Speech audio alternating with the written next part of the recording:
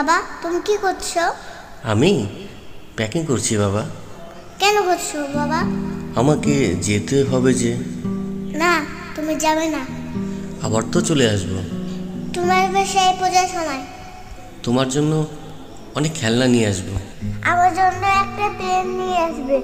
তোর একটা প্লেন চাই তো? হ্যাঁ বাবা, এটা আকাশে উড়বে। হ্যাঁ উড়বে, তোর হাতে রিমোট থাকবে আর ওটা দিয়ে তুই আকাশে ওড়াবি।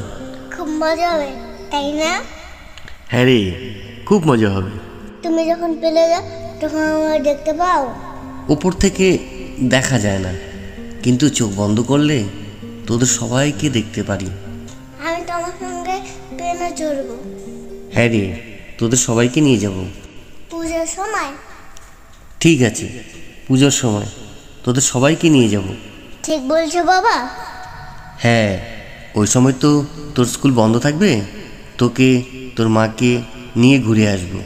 কি মজা কি মজা, আমি প্লেনে উঠবো। শোনো, তাহলে মায়ের কথা শুনবে, মাকে বিরক্ত করবে না, আর ঠিক মতো পড়াশোনা করবে। হ্যাঁ বাবা, আমি করবো। তুমি মায়ের কাছে শুনবে, আমি দুষ্টুমি করে নি। ঠিক আছে, ভালোভাবে থাকবে। হ্যাঁ, তুমিও ভালোভাবে থাকবে। হ্যাঁ থাকবো। কি গো, কোথায় গেলে? এই তো আসছি। আমি আসছি, ভালোভাবে থেকো। হ্যাঁ, তুমি ভালোভাবে যেও।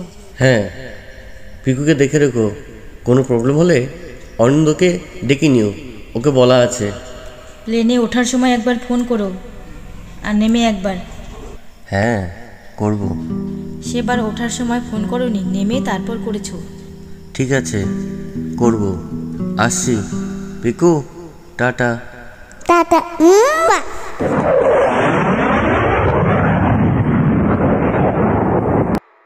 প্রিয় বাবা, তুমি কেমন আছো? আমি ভালো আছি।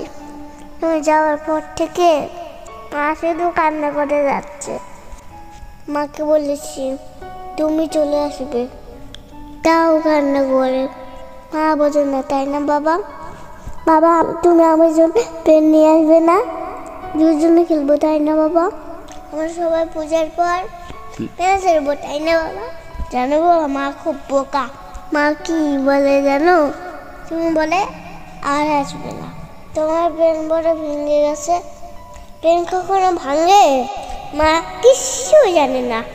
তুমি এসে মাকে বোঝাবে, ঠিক আছে? তাড়াতাড়ি এসো। ও, বলতে ভুলে গেছি, হ্যাপি ফাদার্স ডে। এটি তোমার পিকু।